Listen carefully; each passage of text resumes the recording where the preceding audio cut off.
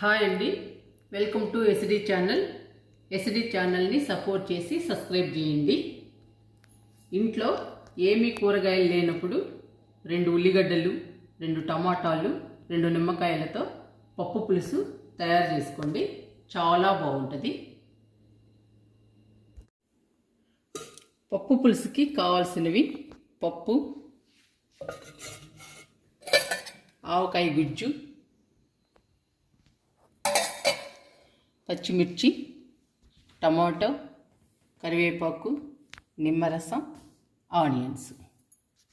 ఇప్పుడు తయారు చేసుకుందాము. స్టవ్ వెలిగిస్తున్నాను. ఆయిల్ వేసానండి. ఎండుమిర్చి వేసుకుందాము.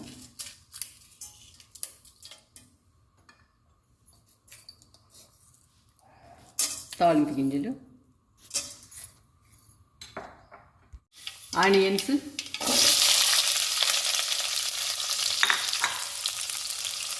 టమాటాలు,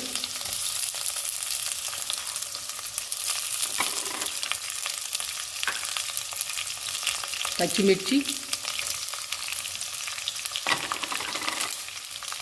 కరివేపాకు,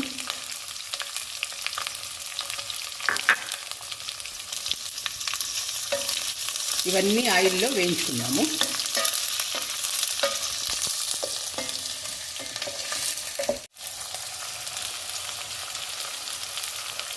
పసుపు,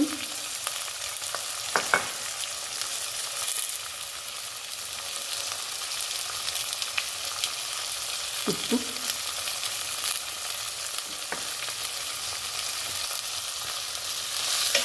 ఆవకాయ గుజ్జుతో పప్పు పులుసు చాలా బాగుంటుందండి. నిమ్మరసంతో ఇంకా బాగుంటుంది. చాలా టేస్టీగా ఉంటుందండి పప్పు పులుసు. చాలా సింపుల్గా, ఈజీగా తయారు చేసుకోవచ్చు. చాలా బాగుంటుంది.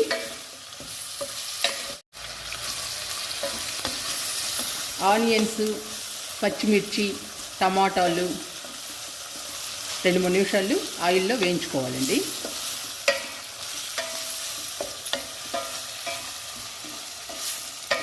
ఆవకాయ గుజ్జుతో పప్పు పులుసు చాలా స్పెషల్గా ఉంటుందండి.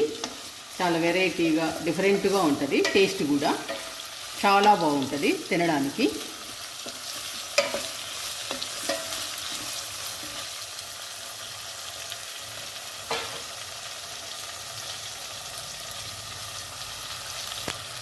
కొంచెం వాటర్ పోస్తున్నాము.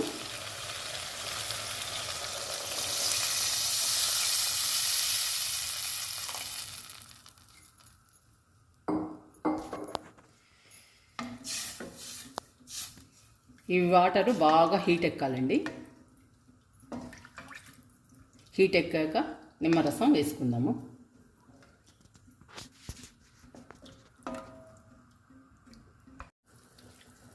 నిమ్మరసం,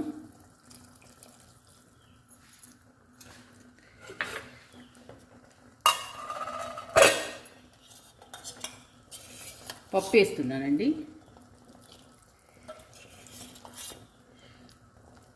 పప్పు ఎంత ఎక్కువ వేసుకుంటే అంత టేస్ట్ వస్తుంది పప్పు పులుసు.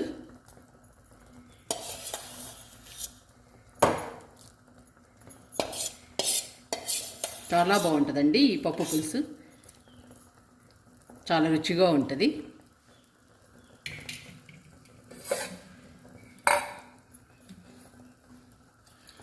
కారం బదులు ఆవకాయ గుజ్జు వేస్తున్నానండి. కొత్త ఆవకాయ గుజ్జు చాలా బాగుంటుంది టేస్ట్.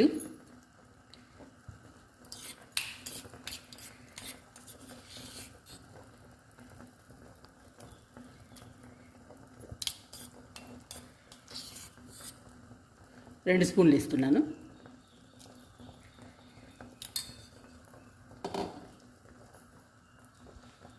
ఇప్పుడు అన్నీ మిక్స్ చేసుకోవాలి.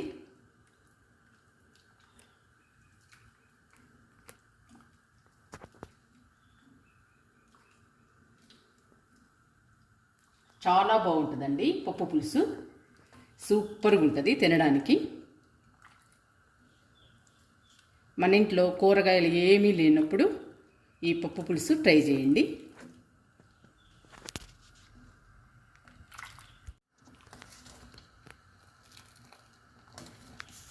ఒట్టిపప్పు, నిమ్మరసం, ఆవకాయ గుజ్జుతో పప్పు పులుసు తయారు చేస్తే చాలా బాగుంటుందండి. చాలా స్పైసీగా, చాలా టేస్టీగా, చాలా బాగుంటుంది. తినడానికి ఎంతో బాగుంటుంది. మన ఇంట్లో కూరగాయలు లేనప్పుడు చాలా సింపుల్గా తయారు చేసుకోవచ్చు. 10 మినిట్స్లో అయిపోతుందండి పప్పు పులుసు. తినడానికి కూడా చాలా బాగుంటుంది, సూపర్గా ఉంటుందండి. మీరు ట్రై చేయండి.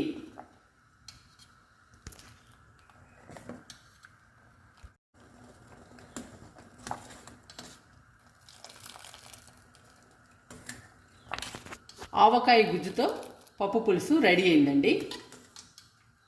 చాలా కలర్ఫుల్గా ఉంది పప్పు పులుసు. తినడానికి కూడా అంతే బాగుంటుంది. టేస్ట్ చాలా బాగుంటుందండి. ఇప్పుడు టేస్ట్ చూద్దాము.